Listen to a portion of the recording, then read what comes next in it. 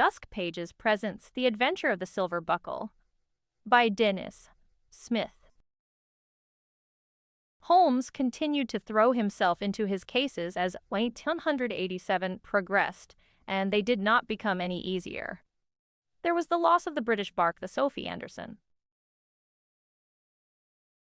I have the details of this case, but they are not in a sufficient state, yet, to present to the reader, though they again indicate the intensity of Holmes' involvement. Soon after this, he was involved in the case of the Davenoak family of Shoreswood Hall, a long unknown case which was identified by the renowned Holmesian scholar Denis Smith, who also rescued the following story.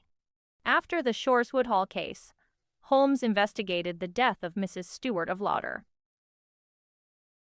Although he resolved the murder to his own satisfaction, he was not able to find the conclusive evidence needed to convict Sebastian Moran, whom Holmes was convinced was behind the plot. This frustration caused both Holmes' spirit and energy to flag, and Watson again became concerned for his health. It was at this stage that the case of the Grace Petersons on the Island of Uffa, referred to in The Five Orange Pips, occurred. Its facts have been unearthed by Denis Smith, who has produced other stories based on his research, which I list at the end of this book. It was in the late summer of '87 that the health of my friend, Mr. Sherlock Holmes, gave further cause for concern. The unremitting hard work to which he invariably subjected himself allowed little time for recuperation from the everyday infirmities which are the lot of mankind, and from which even Holmes' iron constitution was not immune. So long as he remained fit, all was well, but earlier in the year he had reached a point of complete exhaustion, from which he had not properly recovered. Eventually, it became clear to all who knew him that unless he were removed from Baker Street, from the constant calls upon his time, which were inescapable while he remained there, he might never again fully recover his health. By chance, I had at the time been reading Boswell's account of his journey with Dard Johnson through the Highlands of Scotland to the Hebrides, and had been fascinated by the remoteness of the places they had visited. Taking this to be the nearest to enthusiasm or agreement that I was likely to get, I went ahead at once with the necessary preparations, and 4 days later, the sleeping car express from Euston deposited us early in the morning upon the windswept platform of Inverness Station. From there, after some delay, a local train took us yet further northward and westward, until we reached a small halt, standing in lonely isolation in a silent and treeless glen, where a carriage waited to take us on the last stage of our journey. For many weary hours, our road twisted this way and that between these obstacles, until at length it dropped abruptly down a steep-sided valley, beside a sparkling waterfall, and brought us at last to the west coast and the village of Kilbwee.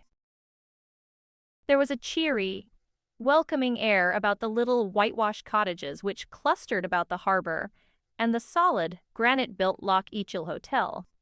But I saw as we stepped down from our carriage that Holmes's face was pale and drawn, and it was clear that the journey had shaken him badly. It troubled me greatly to see so vital a man reduced to this state, and dearly I hoped that the fine, invigorating country air would act quickly to restore shattered health. The Loch Eachel Hotel was a pleasant, well-appointed establishment, sturdily built to withstand all that a Highland winter might hurl at it, and our rooms were cozy and comfortable. I had soon unpacked, and then, leaving Holmes resting in his room, I took a stroll to familiarize myself with our new surroundings. The weather was fine, and Loch Eachel lay like a looking-glass between the hills. It was nearly a mile across at this point, but narrowed considerably to the east, where it extended for perhaps a further half-mile inland. To the west, just beyond the last building of the town, it widened out into a broad bay, where the water was broken by a great many little islands and rocks. I had brought my old field glasses with me, and spent a pleasant hour on a bench by the water's edge, watching the fishing smacks out in the bay, where the shags and cormorants clustered upon the rocks and the gulls circled high overhead. The islands were largely featureless, low and bare, like an oddly stationary school of humpbacked whales. But on one, which was some larger than the others, there appeared to be a dark, gaunt tower, rising high above the waves and rocks about it. Intrigued by this, I mentioned it to Murdoch MacLeod, the manager of the hotel, who was in the entrance hall when I returned. "That is the Island of Uffa," said he, "the home of Mr. Maglevin, or the Maglevin, as he prefers to be known." "You don't mean to tell me that anyone lives out there?" I said in surprise. He nodded his head. "He's restored the old ruined castle on the island, and has part of it for a museum of antiquities, which is open to the public, and well worth a visit. Most of your fellow guests in the hotel went over there yesterday. He has some very interesting and valuable pieces, including the famous Maglevin buckle, a very fine piece of Celtic workmanship, in solid silver. His one concern in life has been to establish a permanent home for his clan, but he's certainly picked a remote spot for it. He has a fine house in Edinburgh, but it's let for most of the year, as he prefers to hide up here, apart from an old couple, kinsfolk of his, who help him to keep the place in order. He lives in splendid isolation, laird of all he surveys, such as it is. He's something of an eccentric. Aye, you could say that," MacLeod returned in a dry tone. "You may see him about, for he comes over occasionally in his little steam launch, Alba, to pick up supplies. He's a great huge fellow with a ginger beard. If you meet him, you'll not mistake him." I could not have imagined, then, just how dramatic that meeting would be. When the weather was poor, and Holmes did not feel up to venturing out of doors, we would often sit by these windows as the cloud bank rolled down the steep hills across the loch, watching the little sailing boats, their sails puffed out by the. Often, also, I watched anglers out on the loch in the hotel's distinctive little rowing boats, and thought how pleasant it would be to be out there myself. But although I alluded to the idea once or twice, Holmes showed little inclination for such an excursion. Our fellow guests in the hotel were a singularly assorted group. There was, for instance, Dr. Oliphant, a balding, white-whiskered, elderly man of a stooping, learned appearance. His voice was thin and reedy, which made him difficult to understand, but I gathered that he was something of an antiquary and archaeologist, from St. Andrews, in Fife. Two sandy-haired young men I had judged to be brothers, so similar was their appearance. And this surmise proved correct when they introduced themselves as Angus and Fergus Johnstone, up from Paisley for the fishing. It seemed unlikely that there would be much of common interest in such a group. But when the conversation of the talkative Johnstone brothers turned to angling, the quiet and withdrawn Mr. Morton displayed an interest, and a discussion ensued between them on the merits of various kinds of fishing tackle. Mrs. Morton, surprisingly, did not share in full measure her husband's interest in this subject, and I had the impression that she tolerated rather than approved of it. She herself, she informed me, had hoped to do some painting and sketching during their stay in Kilbee, although the weather so far had limited her opportunities. This observation prompted Dr. Oliphant to some remark about mankind's perennial urge to artistic creation, whereupon she and I engaged in a lively debate on the subject. I had ceased to follow the conversation at the other side of the room, between the rival fishermen, when Mrs. Morton had begun to speak of her own interests. But I watched with some amusement as each of them in turn brought in his fishing equipment, unpacked it all upon the carpet, and argued its merits in the most serious tones. I had, I confess, no great knowledge of the subject, but it seemed to me that they each spoke with the authority of an expert. Odd it was that the very next day, all met with calamity whilst engaged in their sport. The Johnstone brothers returned shamefacedly to the hotel about tea time. Angus Johnstone's rod had broken, and their fishing lines had become entangled. And in the resulting confusion, Fergus had fallen overboard, and Angus had lost his reel in the water. Mr. Morton's accident had been potentially the more serious, although, in the event, he too returned to the hotel chastened but unharmed. He had been out alone, fishing among the islands in the bay, his wife having remained behind to do some drawing by the harbor, when his boat had sprung a leak. Unable to stem the inrushing water, and with nothing with which to bail out, he had rowed with all speed for the shore. But his boat had disappeared beneath him before he had reached it, and he had had to swim the remaining distance. Murdoch MacLeod was most distressed at this account, and wrung his hands in his misery. "You must have feared for your life," he declared in a tone of great sympathy. But the other shook his head. "I was nae worried," said he dismissively. "It was a matter of only 25 feet before my feet touched solid ground. I was more concerned about the walk home, I can tell ye. I came ashore on the south side of the bay, you see, so I've had to walk the whole way round the loch to get back. My feet'll never be the same again." "And you have lost all your equipment?" inquired MacLeod. "Aye, all sunk without trace. We will, of course, compensate you for your loss. We can discuss it later," said Morton, turning on his heel. "For now, all I'm interested in is a hot bath." "This season has been an unfortunate one for us," said MacLeod, after Morton had left the room. "At this rate, we shall soon have no one wishing to stay here. Why, only 2 weeks ago, a young lady from Peebles slipped and fell down the main staircase in odd circumstances. Just before your arrival, Miss Formartine from Arbroath lost a valuable pearl brooch. Now this, I felt sure that all the rowing boats were sound. Thank goodness it was not more serious." He shook his head as he left the room.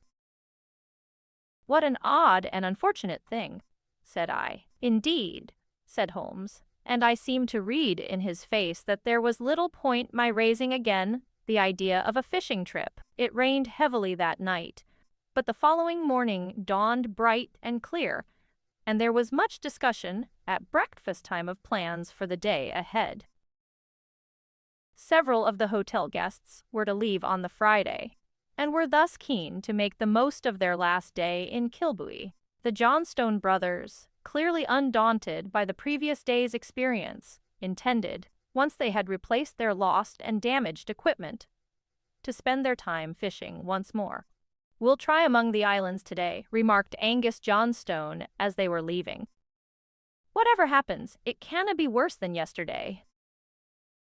To my surprise, the meek and frail-looking Dr. Oliphant also announced that he would be taking a boat, his intention being to visit Stalva Island, where, he said, there were the remains of a Viking burial chamber. The Mortons hired a pony and trap, and set off with a picnic hamper and Mrs. Morton's sketching equipment, to visit the Falls of Druimar, a well-known beauty spot, some dozen miles inland. The weather was fine and the wind light, and Holmes and I passed a pleasant day in ambling about the town and the harbor, and along the margin of the loch. Despite MacLeod's worries for the welfare of his guests, there were no more accidents, and they all returned in good spirits. If a little late, I observed as Holmes and I went into dinner that evening that an extra table had been laid. But no one arrived to claim it, and I saw MacLeod glance at the clock over the manteltimes and shake his head. It was clear that he was expecting someone, but how they might arrive, unless it were by private carriage all the way from Inverness, I could not imagine, for the coach which connected with the train had long since been and gone. As we were taking coffee in the drawing-room after our meal, the door was opened by 2 men, introduced to us as Alexander and Donald Grice Paterson, father and son respectively, who had, they informed us, arrived in their own little yacht, which they had just moored in the harbor.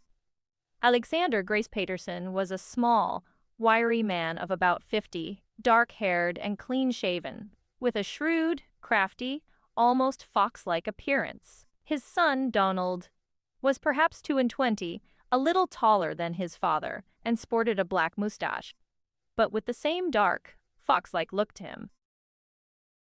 Plates of sandwiches and cheese were brought in for them, which they devoured hungrily, and thus restored, they began to speak in excited tones.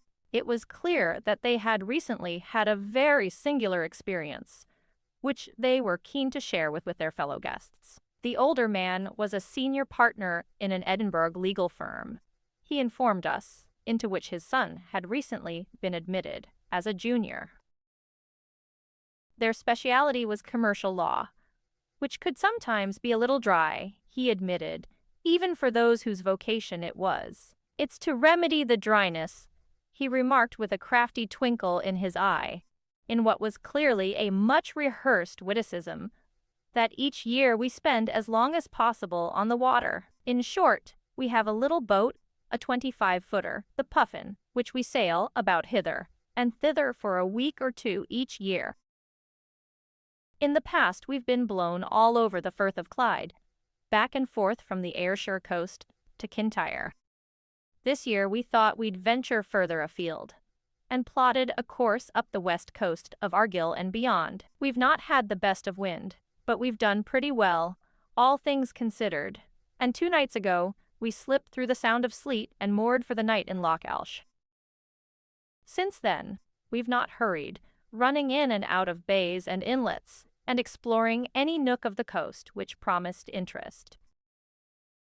We expected to arrive in Kilby this afternoon, but the wind has been unfavorable, and we've been beating this way and that for the last few miles. At last, earlier this evening, we turned into Eachell Bay, and now we come to the most singular experience of my life. We knew when we first set off that we were sailing into unknown waters, to the land of myth and magic. But we never expected that we'd be the victims of Highland magic ourselves. He paused and took a large mouthful of the whiskey and water which stood at his elbow, glancing round as he did so, as if to judge the effect of his words, for all the world like an advocate addressing a packed courtroom.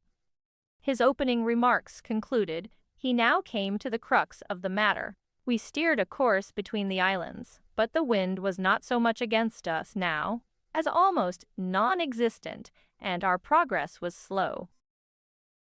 It was just as the sun was setting behind us, and the shadows were long ahead, that we noticed what appeared to be a ruined tower on one of the larger islands. Donald consulted the charts and was able to inform me that the island was Uffa, and that upon it were the ruins of an ancient religious establishment. This seemed too good an opportunity to pass up, and we determined to go ashore and explore. We moored the Puffin some 30 yards from the shore and rowed the dinghy into a little natural harbor among the great jumbled rocks at the extreme western end of the island. The path meandered steeply up and down, however, and after a few minutes, we had quite lost sight of the ruins, and it became that to get from the west end of Uffa to the east, where the ruins were situated, was going to take us longer than we had expected. Still, as we had by this time gone some considerable distance, we thought, like Macbeth, that it were as well to go on as go back. A mistake, perhaps, but we were not to know. He paused. "Perhaps you could tell them what happened next, Donald," he said, turning to his son. It was fairly dark by then. The younger man continued after a moment. We couldn't really see very much. There seemed to be paths everywhere, and we were just wondering if we'd taken the wrong one, when we came over the brow of a small hill and saw the ruins dead ahead of us. We thought the sky was dark, but the ruins were darker still, and showed up as a black silhouette.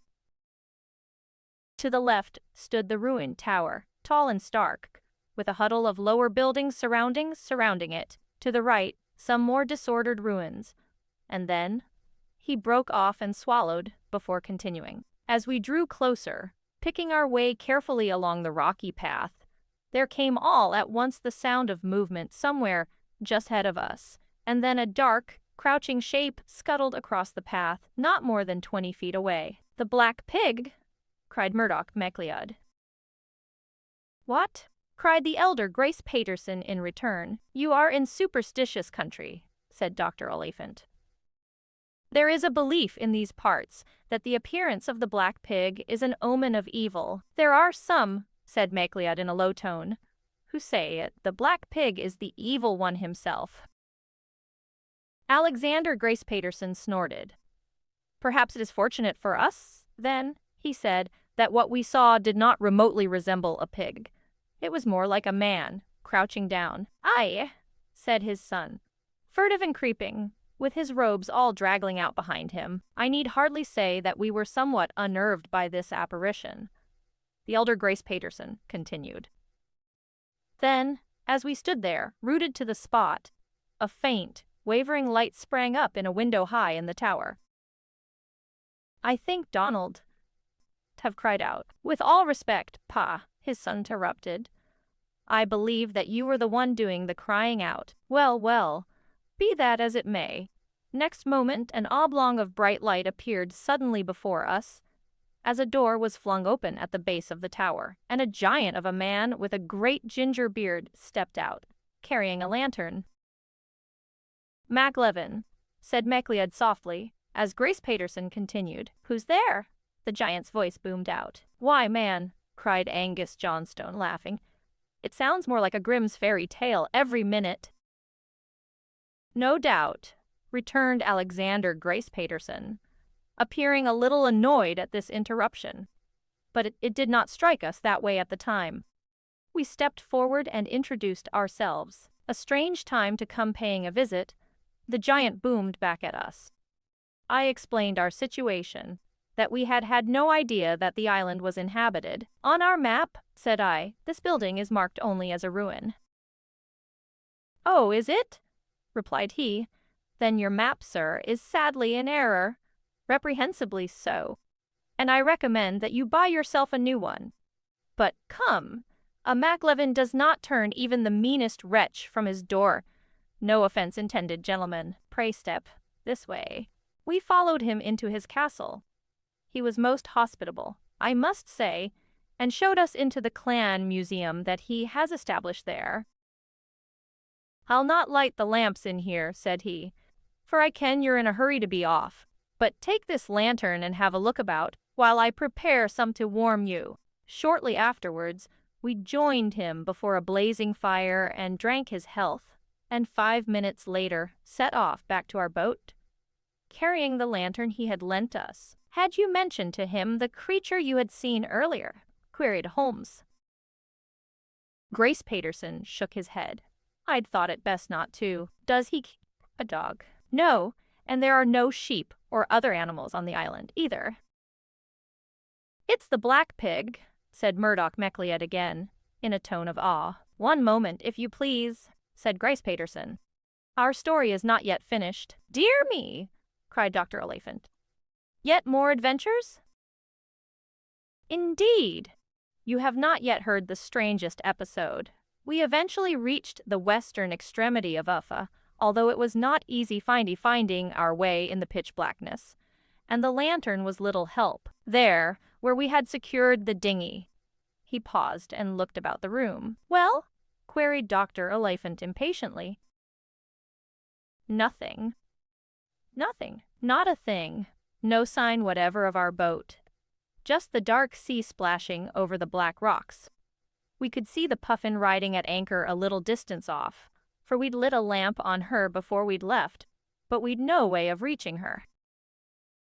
And I was as certain that the dinghy had been secured properly as I'd ever been certain of anything in my life." "What did you do?" queried Fergus Johnstone. "We had no choice but to trudge all the way back to MacLevin's domain and throw ourselves on his mercy. He seemed none too pleased to see us again, but said he would row us round to the Puffin in his own skiff, which was moored in an inlet just below the castle. You continue, Donald. Just as we were rounding the western head of the island, approaching the puffin, my father cried out. I looked where he pointed, and there was our little dinghy, neatly tucked in the inlet, just as we had left it. Of course, Mr. Maglevin was a wee bit upset at this, and expressed himself somewhat warmly. Even a whelk would realize, he said, that we had simply taken the wrong path and looked for our boat in the wrong place. His parting words to us as he rowed off, after setting us aboard our own dinghy, were that we should henceforth confine our inept navigational activities to the streets of Edinburgh. There it might have ended, continued the elder Grace Paterson. As an embarrassing experience, no more, but no more, although I was still convinced that the boat had not been there when we had looked for it before. But as we were climbing from dinghy to yacht, Donald found something by his feet. Show them, my boy. Donald Gryce Paterson put his hand in his pocket and pulled out a large, wooden-handled clasp knife. He unfolded the blade, which was broad and strong-looking, with a curiously square end. It's not ours, said his father. So how came it in the bottom of our boat? May I see it? Said Holmes. He took the knife and examined it closely. Made in Sheffield, he remarked, which is hardly surprising information. The tip has been snapped off, which must have taken some considerable force.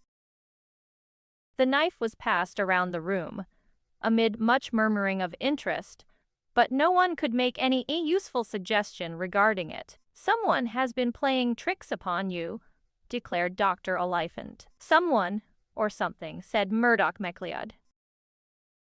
A mischievous sprite, suggested Mrs. Morton. Sherlock Holmes offered no observation of his own, and later, when I queried his silence on the matter, he shook his head and smiled. My dear fellow, said he, you must have observed in the past that an unresolved mystery possesses a charm and romance which its solution can rarely aspire to.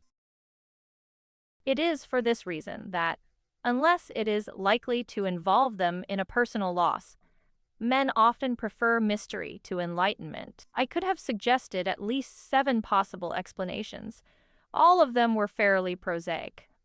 I'm afraid, and not really what the company was seeking. With that, he retired for the night, and there the singular adventures of the Grace Patersons might have remained, but for the surprising sequel.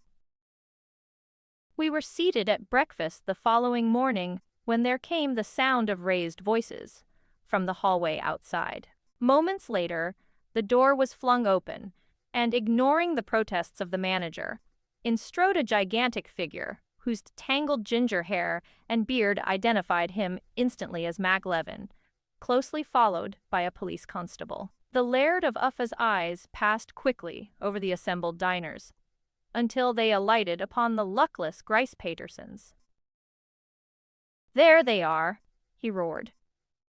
There are the villains. Arrest those men at once, Mafferson. Like everyone else, Grace Paterson had been frozen into immobility by this sudden, amazing eruption, his egg spoon poised halfway to his lips, but now he sprang to his feet. How dare you? He cried angrily. What is the meaning of this? The meaning, returned Maglevin in an equally heated voice, is you have abused my hospitality. I took you in out of the dark night, and you have returned this favor by treacherously stealing that which is most dear to my clan, the Maglevin buckle. This is nonsense, snorted Gryce Paterson. I have stolen nothing. I have never in my life taken that which was not mine. Why, I have never even seen your wretched buckle. Maglevin's face assumed a dark, angry hue, and the veins on his temples stood out like whipcord. How dare you refer to the heirloom of my family in those insulting terms? He roared. You despicable villain, how long this aggressive exchange might have continued? It is difficult to say. Certainly, Maglevin appeared on the verge of imposing his huge physical presence on the little Edinburgh lawyer. but Constable Macpherson placed his considerable bulk between them and managed to calm the atmosphere a little. "Gentlemen, gentlemen, let us discuss the matter like the civilized men we are." The facts of the matter were soon told.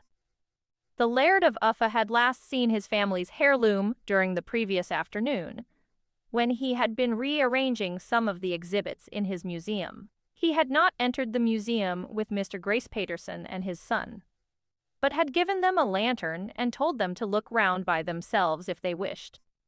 They had done so for 2 or 3 minutes before rejoining him for a hot toddy. Later he had entered the museum to fetch a book and had found the buckle gone. It had not been protected from theft in any way, but had lain uncovered upon a velvet cushion atop a small stand. No one but the Grace Patersons had entered the house all day, and nor were there any signs of a forced entry. The case against the Edinburghs seemed, then, on circumstantial evidence at least, to be conclusive, although having conversed with them at length the previous evening, I could not really believe either other of them to be guilty of so mean a crime. For their part, they declared that they had not observed the buckle the previous evening, having taken only a cursory glance around the museum. The impasse was broken in a surprising manner. Sherlock Holmes abruptly pushed back his chair from the breakfast table and rose to his feet. In a very few words, he introduced himself, and although he had not then achieved the celebrity he was later to enjoy, the name was recognized instantly by several of those there. "I followed the Maupertuis case in the papers," said the policeman with respect, but Holmes waved his hand dismissively. "I think it would be as well to examine the scene of this crime before any arrests are contemplated," said he, in a voice of quiet authority. "It may well be that the circumstances there will decide the question of guilt or innocence once and for all, and may also suggest some other line of inquiry." "Suggest fiddlesticks!" cried Maclevin in contempt, but Constable Macpherson nodded his head. "I canna arrest anybody merely on your say-so, Mr. Maclevin," said he. "This gentleman is correct. We must examine the scene. You will favor us with your assistance, Mr. Holmes?" Holmes and he had a brief discussion, during which my friend made several specific suggestions. The upshot being that 2 of the local fishermen, who were special constables, were to take charge of matters in Kilbury in our absence, and the Puffin was to be temporarily impounded. Then Maclevin, Macpherson, the elder Grace Paterson, Holmes and myself set off for the islands in the steam launch Alba. The black tower of Maclevin's abode loomed above us as we approached Uffa, gaunt and solitary. Beyond it stretched the length of the bleak and featureless island, its surface a mottled dun color. It was a strange and inhospitable place to make one's home, and perhaps the most unlikely spot in which my friend had ever investigated a crime. 100 yards or so to the north were further, smaller islands, the sea breaking in white foam over their jagged rocks. Perhaps 200 yards to the south, the nearest point on the mainland, an area of tumbled rocks and tangled shrubs. Maclevin brought his little vessel alongside a small and rickety wooden jetty, where his servant, a short, spry elderly man with faded ginger hair, was waiting to take the rope, and we climbed ashore. A steep little pathway brought us to the front door of the building. The single tower, perhaps 20 feet square, rose high above us, its little windows set deep embrasures. To the left of the tower was a wide, flat, grassy area, with piles here and there of driftwood and sawn logs, and at the other side of this open space stood the jumble of lichen-blotched stones which was all that remained of the early Christian settlement. We followed Maclevin inside, and through to the museum, which occupied half of the single-story wing, and which appeared as impregnable as a fortress. The walls were of stone, immensely thick, and hung all about with swords and shields, maps, paintings, and tartans. High up along the left-hand wall was a row of windows, and in the sloping roof above was a series of small skylights, all of which had black iron bars across. The windows had all been fastened on the inside for the previous 2 days. The laird informed us the skylights did not open at all, and there was no other door than the one through which we had entered, from the living quarters of the house. Scattered about the room were several tables and cases containing exhibits, and in the middle stood a white-painted wooden pedestal, about a foot square and 4 feet high. This was a red velvet cushion, depressed slightly in the middle. This was the usual resting place of the Magleven buckle, from which it had mysteriously disappeared. Directing us to stand back, Holmes examined the cushion, the pedestal, and the area round about with minute care, occasionally murmuring to himself. As he did so, there was a glint in his eye and an energy in his manner which it thrilled me to see. Like a weary hound who gets the scent of the chase in his nostrils, Holmes's keen, incisive nature had been kindled afresh by the task before him, and had quite thrown off the lassitude of former days. Grace Paterson caught my eye, raised his eyebrow questioningly, and seemed about to speak. But I shook my head and put my finger to my lips. The buckle was not fastened to the cushion in any way, queried Holmes of Magleven. No, but it appears that something was, for there is a little tear in the surface, as if something has been forcibly ripped from it. Mag stepped forward to see, and declared that he had not noticed such a tear before. Holmes was down on his hands and knees when he uttered a little cry of satisfaction as he picked something up from the floor. A couple of feet to the side of the pedestal, he continued his search for a while, without finding anything else. Presently he stood up and held out his hand. Upon the palm lay a tiny grey sphere of metal, little more than 1/8 of an inch in diameter. Magleven shook his head dismissively and shrugged his shoulders. It must have fallen from someone's pocket, he suggested. I cannot see that it is of any significance. Why, any of my visitors might have dropped it. Holmes gave a little chuckle. Really, Mr. Magleven, said he, if you wish your buckle to be returned to you, you would do well not to dismiss the evidence so quickly. This interesting little sphere is a piece of lead shot of some kind, said Constable Macpherson in a thoughtful voice, and there's little opportunity for shooting rabbits in here, Mr. Magleven. Holmes laughed. There is no more to be seen here. Let us now examine the exterior of the building. We followed him outside and round to the back, where the single-story wing joined the rear wall of the tower at a right angle. There was a soft patch of muddy ground, to which Holmes devoted his attention. I reap the benefits of investigating a crime in such an unfrequented spot, said he, in good spirits. There are some wonderfully clear prints here. Your shoe size, Mr. Grace Paterson? 7. I thought as much, and your son's will be something similar. These prints are too large to be yours, and too small to be Mr. Magleven's. Your servant, Mr. Magleven. Watty? A tiny fellow, as you saw, with feet to match. Which eliminates him also, then. It rained heavily on Wednesday night, so these prints must have been made yesterday.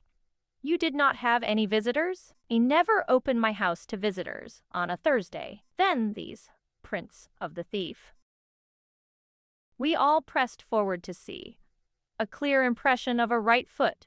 The toe pointing into the angle of the building was crossed by another, slightly deeper print of the same shoe, the toe pointing away from the wall. He has climbed the building here, said Holmes.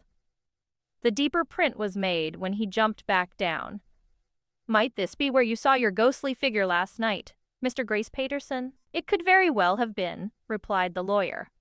It crossed the path from somewhere near here towards the ruins over there. What figure is this? Demanded Magleven. We thought we saw something, Grace Paterson returned, but did not mention it lest you thought us foolish. Magleven snorted, made no comment. While they were speaking, Holmes had been examining the wall closely. Presently his hand found a projecting stone some way above his head, and he managed to haul himself up. He quickly clambered over the gutter and onto the shallow pitched roof of the museum wing, where he moved carefully along the slates, examining each skylight in turn. "Oh, this is pointless," said Maclevin, who was becoming impatient once more. "Even if someone did climb up there, the skylights don't open. The panes of glass are too small for anyone to pass through, and they're all barred on the inside anyway." Nevertheless, Holmes called back in an agreeable tone, "Someone has recently been tampering with this one. The lead strip round the edge has been bent back, the putty chipped away, and the nails, He had been looking behind him, down the roof to the guttering. Now he carefully reached down and plucked from the gutter a small sliver of something metallic, which he held up between his finger and thumb and examined closely. "If you would be so good as to join me," he called to Macpherson, "I should be most obliged." The sky had been growing darker for some time, and Maclevin, Grease Paterson, and I hurried for shelter as there came a sudden downpour of rain, leaving Holmes and Macpherson in conversation upon the roof. Holmes and Macpherson were nowhere to be seen, and we were wondering what had become of them, when there came a shout from below, and we turned to see a small rowing boat approaching the little harbor below the castle, with Holmes and Macpherson in it. The policeman was pulling sturdily on the oars, while Holmes sat in the stern, placidly smoking his pipe. "We have just had a little run round in the boat," he explained, as they stepped ashore. "And," said Maclevin, "the case is now complete." We returned to Kilbury to find the hotel in tumult. Luggage of all kinds was heaped up in confusion in the entrance hall, so that we had to shuffle sideways to get past. Dr. Oliphant ran up to us as we entered, his face a picture of agitation. "What is the meaning of this?" he demanded of Macpherson in a shrill voice. "It is absolutely vital that I reach home this evening. I have an important lecture to deliver in Edinburgh tomorrow night, and I must have a day to prepare my notes. The coach is not here, and when I inquire why not, I am informed that it is held by order of the police." His voice to a breathless cry. "This is an outrage. You have no right to detain a public coach if it does not leave soon. We shall miss the connecting train." Murdoch Macleod stepped forward, wringing his hands with anxiety. "What is going on?" he queried in a hopeless voice. "Can you explain, Constable?" "This is highly irregular," said Hamish Morton. "They tell us the coach cannot leave, but my wife and I must be back in Glasgow tonight, and Mrs. Baird Duthie, too, is anxious to be away. Should we make our own arrangements?" Macpherson pulled an enormous watch out of his pocket and consulted it for a moment. "You'll all get where you're going," he said shortly. "If you would just step through into the dining room for a moment." The hotel servants were setting the tables for lunch, and looked up in surprise as we all filed in and arranged ourselves as best we could, here and there about the room. Old Mrs. Baird Duthie was the last to shuffle in, Angus Johnstone supporting her elbow. His brother brought a chair forward for her and relieved her of her stick, and she sat down heavily. All eyes were on Sherlock Holmes, who stood patiently until everyone was settled, his hands behind his back. "Now," said he at length, "a serious and ingenious crime has been committed. The famous Maclevin buckle has been stolen from the museum on the Island of Uffa. It must be returned to its rightful owner." He glanced at Maclevin, who was standing with his arms folded by the doorway, a brooding expression on his face. "It is, of course, most unfortunate," said Dr. Oliphant. "But what is it to us? The buckle is in this hotel," returned Holmes. "Constable Macpherson and his deputed officers therefore propose to search the building until they find it." There were loud groans about the room. "Why, man, that could take days," said Angus Johnstone. "Let us make a start, then, beginning with that." His long, thin finger indicated the small leather and canvas satchel which hung from Mrs. Morton's shoulder. "But this contains only my painting and sketching things," said she, rising to her feet, the expression on her face a mixture of surprise and indignation. "Will you open it, madam, or shall I?" inquired Macpherson. Reluctantly, she lowered the little bag to the floor and began to unfasten the straps. "This is an absurd waste of time," said she as she tipped the contents of the bag onto the carpet. I craned forward to see. There were numerous tubes of paint, several brushes and pencils tied up in a ribbon, a palette, a pad of paper, and a very dirty rag, stained with every color of the rainbow. "Kindly unfold that cloth," said Holmes. "It is dirty," said she. "It is only the rag I wipe my paint brushes on. I shall soil my gloves." Even as she was speaking, Holmes leaned quickly down and unfolded the screwed-up cloth. There, in the middle of the multicolored wrapping, lay a large and ornate silver buckle. There were gasps all round the room, and in that split second of quiet, Hamish Morton suddenly shot from his seat and bolted for the door. He had his hand on the doorknob, but Maclevin, too, was quick and grabbed him in a smothering embrace. "You fool!" cried Mrs. Morton to her husband in a harsh voice. "Let's leave Glasgow, you said. Let's get away and lie low for a while, but you just couldn't resist this, could you? And now see what you have done." It was startling to hear the violent tones of the woman's voice, and almost made my hair stand on end. Her husband, held tightly in the bear-like grip of the Laird of Uffa, made no response. Next instant, my blood ran cold, for with a quick, darting movement, her hand had dipped into her reticule and re-emerged gripping an evil-looking little revolver. "Stand aside, all of you," she said in a cold, clear voice as she pointed the gun menacingly from one person to another. "This pistol is loaded, and I am quite prepared to use it." I saw Holmes catch the eye of Fergus Johnstone, then he spoke. "Miss Morton," said he. For a fraction of a second, she turned her head, and in that instant, in a blur of movement, the gun was dashed from her hand. Fergus Johnstone, who had been standing a little to the side of her, had brought down the old lady's walking stick on her wrist, with a loud crack. Mrs. Morton cried wildly with pain and clutched her wrist, and Holmes stepped forward quickly and picked up the gun.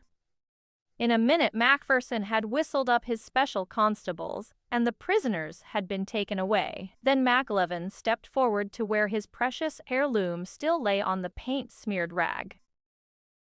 With an air of reverence, he picked it up. As he did so, there came a further surprise, for lying beneath it was an exquisite little silver clasp set with creamy pearls. "Mrs. Formartine's brooch!" cried Macleod, almost beside himself with joy. Some 2 hours later, after lunch, we were all seated in the drawing-room of the hotel. The Mortons were safely under guard at the local police station, awaiting an escort to take them to Inverness. Dr. Oliphant and Mrs. Bairduthie had long since departed, and the Loch Eachel Hotel had returned to an atmosphere of normality. "I cannot thank you enough," said Alexander Grace Paterson to Holmes. "Without your intervention, I dread to think what might have become of us." "I regret I was a little heated," said Maclevin in a sheepish tone, holding out his hand to the man he had accused. "I just couldna think how anyone could have taken it but you." "That is all right," said the other, accepting Maclevin's hand. "Let's forgive and forget. What I'd like to know is how you got to the bottom of the matter so quickly, Mr. Holmes. It was not difficult. I will give you a full explanation when Constable." "Ah, we were just speaking of you. Please excuse the delay, gentlemen," said the policeman briskly.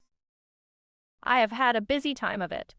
I wired details of the Mortons down to Glasgow, and I have their reply here. We've landed bigger fish than we realized, Mr. Holmes. They're fairly certain that the man calling himself Hamish Morton is in fact Charlie Henderson. but in connection with the Blytheswood Square burglary earlier this year, in which the thieves got away with works of art worth thousands, interjected Holmes, and left the owner of the house seriously injured.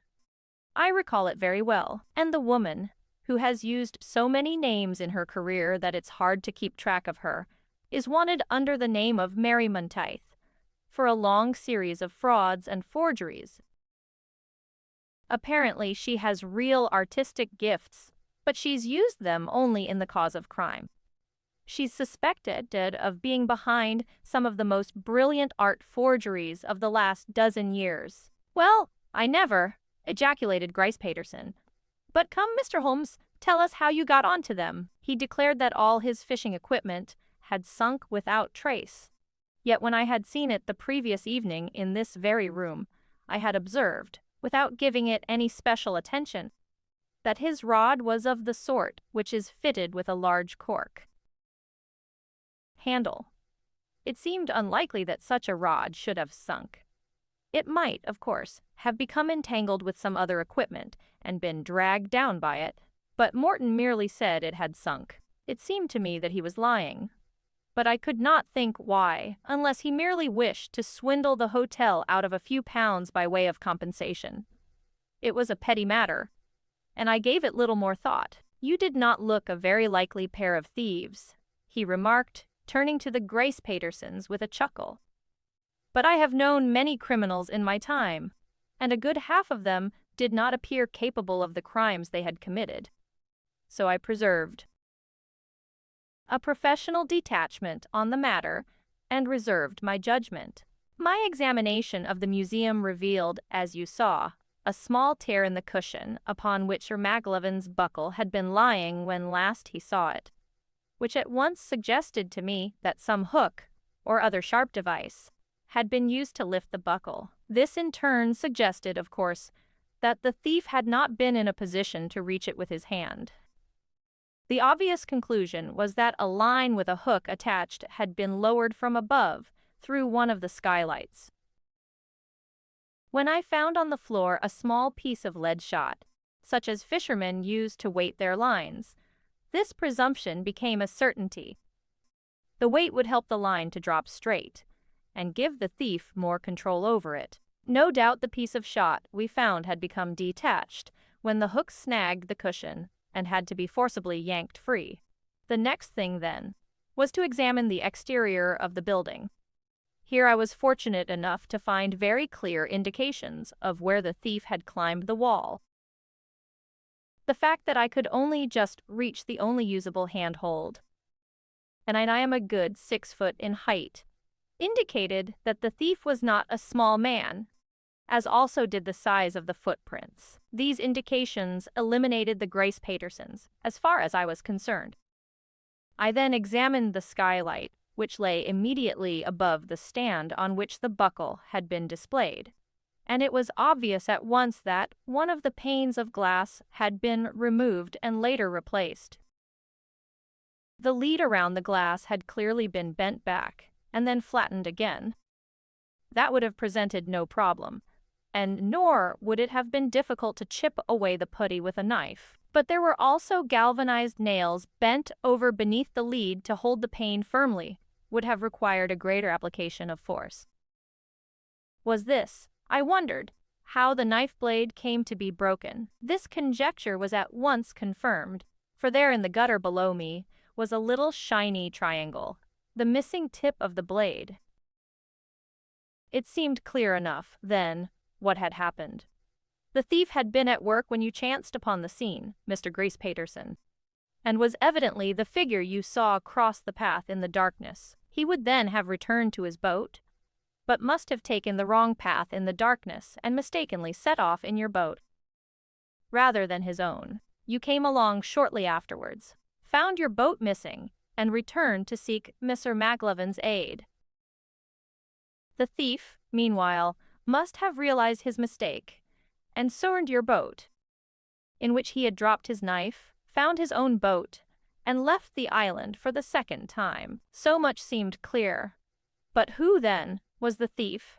There seemed no way of knowing, It was then that I recalled Morton's reported accident, and his claim to have lost all his fishing tackle, about which I had had some doubt at the time. Now it struck me as possible that his boat had not sunk at all, but had been hidden in the bushes by the shore on the south side of the bay, together with his fishing equipment. Macpherson and I therefore rowed over to the mainland, which is no great distance at that point, and soon found what we were looking for, one of this hotel's distinctive little skiffs dragged up behind some rocks, with a disordered heap of fishing tackle within it. The case was therefore complete, and it remained only to locate the buckle. I was quite certain that the Mortons had it, but finding it might have taken some time. However, as you may recall, they had claimed on the day the crime was committed to have gone inland so that Mrs. Morton might sketch. Probably did so earlier in the day, and had therefore had the satchel containing the art materials with them. It seemed likely, then, that the stolen buckle had been secreted in there in the first place. If so, it seemed to me possible that it was still there, especially as Mrs. Morton was demonstrating an unusual attachment to the bag. Mr. Maglevin has his heirloom restored to him. Mrs. Formartine will soon have her brooch back. That was something of an unexpected bonus, I must confess. Clearly Morton had been keeping his hand in, and two dangerous criminals are safely under lock and key. You make it sound so obvious and straightforward, Mr. Holmes, exclaimed Maglevin in amazement. I'm sure that if we had spent all day examining the museum, we should not have observed the little traces which you found, nor made anything of them if we had done. Aye, it's a grand job of work, all right, said Macpherson with feeling. I may get my sergeant's stripes over this arrest. I don't know how I can ever thank you, Mr. Holmes, he continued, extending his hand. Without your help, I don't know that we should ever have caught those villains. It is always a pleasure to assist the forces of law and order, returned my friend with a smile. Now, Watson, he continued, turning to me, the fresh air on Uffa has quite invigorated me. What say you to another expedition, this time to catch something a little smaller and tastier for our supper?